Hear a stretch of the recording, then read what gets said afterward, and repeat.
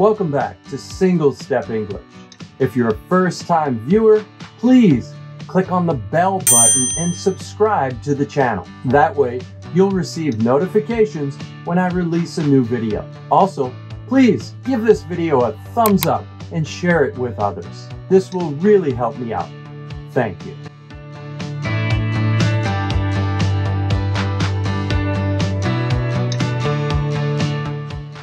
In this lesson, we're diving into the world of legal contracts. But don't worry, we're going to make it fun and easy. So you won't need your legal dictionary. I'll explain things in an easy manner. And if there is anything you don't understand, please ask me any questions in the comments section below. Let's jump right in. Our first word is contract. A contract is an official written agreement. It decides the rights of both people in a legal situation. For example, signing a contract when you buy a new phone is pretty common. Here's another timely sentence for you. Many professional athletes have been signing huge contracts. Did you see Neymar's new contract? Wow, that was a massive contract. Number 2 is party. Wait, not the dance kind. In legal terms, a party is a person or group involved in the contract. How about this example? Both parties in the divorce settlement reached an agreement. Or the parties could not reach a settlement. The two parties decided to settle the case outside of court. This means that the two people or groups reached a financial agreement rather than having a jury decide for them. Aha! This leads us into the word agreement. This is an arrangement, a promise, or a contract made with somebody. A sentence example could be, after hours of negotiation, they finally reached an agreement on the business deal. Another one is, the two parties could not reach an agreement, so the case will go to court. Next up, we have terms and conditions. Come on, haven't you ever scrolled through those terms and conditions before hitting agree online? I know I have. Sometimes the print can be quite small. Here's an example for you. Always read the terms and conditions before playing a new online game. Next, we have the word obligation. This is when we are forced to do something because it is our duty or because it's the law. It is our obligation. For instance, paying rent on time is the tenant's obligation. By the way, a tenant is a person who rents a place to live or work. Another sentence using obligation is, it is the company's obligation to pay its workers on time. Maybe payday is the 15th of the month for that company. This is the usual day when workers get paid. Therefore, the company must pay its workers by that date. It is their obligation. Moving on to number 6, we have breach. No, not a beach, although I could use a nice beach right now. The word is breach. Breach means breaking the rules of the contract. You will often hear these 3 words together. Breach of contract. An example, the late delivery of goods resulted in a breach of contract. Remember, a breach of contract is a violation of any of the agreed upon terms and conditions of a contract. The breach could be anything from a late payment to a more serious violation, such as the failure to deliver goods or a promised asset. If you don't pay for goods or services, that would be a breach of contract. Next, we have indemnity. This is protection against damage or loss, especially in the form of a promise to pay for any damage or loss that may happen. Indemnity is like having a contract superhero that protects you from losses. Here is a sentence example for you. Insurance provides indemnity if your car gets damaged.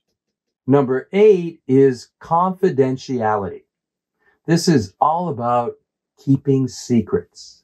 Confidentiality is usually agreed upon by both parties that they will keep information private. They won't tell other people. An example using this word is signing a confidentiality agreement is common for employees in high-tech or IT companies. This means they cannot share company information with friends or any other people. A confidentiality agreement helps companies protect themselves, so other companies cannot steal their ideas. This is an important term to know if you plan to work for a big company. A confidentiality agreement. Warning! The next one is a fancy term. Force majeure. This is used in contracts for unexpected circumstances, such as an act of nature or war. It can be used as an excuse when they prevent somebody from doing something that is written in a contract. Force majeure is a French expression that means greater force. It is used in contracts when things that are beyond our control, such as like natural disasters, things like fire, storms, or floods, as well as governmental or societal actions, things like war, an invasion of a country, civil unrest, such as riots or labor strikes. These can all cause damage to a property or vehicle or things you may own. When you buy insurance, it is very important to check for a force majeure clause. This could mean that the insurance company will not provide an indemnity, pay you money for any damage or a loss. Here's a sentence example. The hurricane was considered a force majeure event. Sometimes you will hear this called an act of God by insurance companies. Please make sure to check your contract. Number 10 is jurisdiction. This is where the legal magic happens. It is the authority that an official organization has to make legal decisions about somebody or something. In many countries, a court has jurisdiction to decide who is right or wrong, or who is innocent or guilty. An example sentence is, the contract explained the jurisdiction for solving any legal disputes. Let's go on to number 11, governing law. This is like the boss of the contract rules. These rules can be decided by the state where the contract was signed or the country. An example is this contract follows the governing law of the state of Texas. Next, we have consideration. In simple terms, consideration is like the currency of the contract world. Consideration is a legal term used to describe the benefit each party to a contract receives. This is often payment in exchange for goods or services. Consideration doesn't actually have to be money, though. It can be anything of value that you get as part of a contract, like equipment or work. Let's use consideration in a sentence. Both parties must give consideration for the contract to be valid or legal. Moving right along, we have the word execution. Wait, it's not as scary as it sounds. It's just signing the contract. How about this for an example sentence? The execution of the contract happened in a small, cozy office. Execution. On to number 14, which is termination. This is like breaking up using a contract. It means to stop or end a contract. Conditions may change, so one of the parties may elect to terminate the contract. Many contracts have a termination clause. In fact, one common line in a contract is either party can request termination without proper notice. Our next term is amendment, which allows a contract a little makeover. It's like saying, let's add or adjust something in our deal because we both want to make it different. Reasons for amendments could include clarifying terms, adjusting timeliness, or accommodating changes in the arrangement that both parties are okay with. An example sentence is, they agreed to an amendment extending the project deadline. On to number 16, which is liability. This refers to being legally responsible or having an obligation. For example, the contract clearly outlines the liability of each party in case of a breach. This means that the contract shows the exact responsibility of each party, a person or a group, in case one of them breaks the contract. Remember that word number 6 was breach, which means to break the contract. Next up is the word representative. This is like having a personal representative handle your legal contract. A representative is used when a person stands in the place of another under authority recognized by law, especially with respect to the other person's property or interests. For example, in the legal dispute, each party appointed a representative to speak for them during the court case. Maybe they couldn't travel there, so they used a representative. Waiver. This is the voluntary relinquishment or surrender of some known right or privilege. A waiver clause in a contract is like the part of the agreement that says if someone decides not to enforce a certain right or requirement at a particular time, it doesn't necessarily mean they're giving up that right or requirement altogether.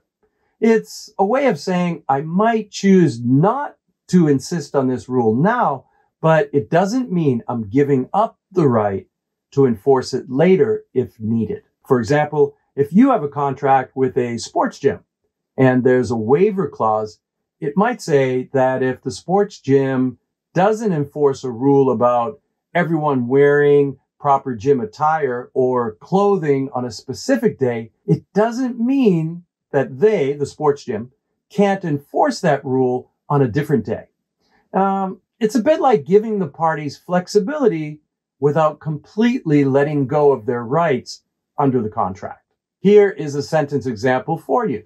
The contract included a waiver clause allowing for the temporary suspension of certain obligations. Next up is arbitration. This is a method of resolving arguments or disputes outside the court system, which is stated in the contract. Instead of going to court, the parties involved agree to have a neutral third person or a group of people called arbitrators listen to their arguments and make a decision. It's a bit like having a private judge. The arbitrator's decision is usually binding, which means both parties have to follow it, almost like a court order. Arbitration is often used because it can be quicker, less formal, and more private than going to court, providing a way to resolve disputes in a more efficient and flexible manner. A sentence could be, the parties agreed to settle any disagreement through arbitration as outlined in the contract. We're on to number 20, valid. This means that something is officially acceptable and has legal force. For example, when we say a contract is valid, it means that the agreement is legally recognized and enforceable. Here's a simple sentence for you. The signed lease agreement is valid, so both the landlord and the tenant must follow the rules written in the contract. Wait, I gave you valid. How about a bonus word? All right. The bonus word is void. Void is the opposite meaning of valid. It means that something is not legally valid or has no legal force. If a contract is void, it's as if it never existed in the eyes of the law. A contract can be void if it involves something illegal, unfair, or if the people making the contract are not allowed to do so. For example, if you agree to buy something stolen, that contract is void because buying stolen things is against the law. In simple terms, if a contract breaks the rules, it might be considered void. Here's a simple sentence example for you. Any intentional misrepresentation of facts by either party shall render this contract void, and the innocent party may seek legal remedies for any resulting damages. In simple terms, it means that either side in the agreement purposely lies about something important. The contract becomes invalid or void. If that happens, the person who didn't lie, the innocent party, can ask the law for help and try to get compensation, most likely some money, for any harm caused by the lies. All right, before we wrap up, here's a fun fact. Did you know that the world's shortest legal contract was just one word? It read, all. It was an agreement between two parties agreeing on the sale of land. Now that's keeping it short and sweet. And there you have it. The top 20 legal contract terms made simple and entertaining. If you enjoyed this video, give it a thumbs up, subscribe for more language adventures, and share your favorite legal terms in the comment section below. Thanks so much for watching, and I'll see you next time on Single Step English.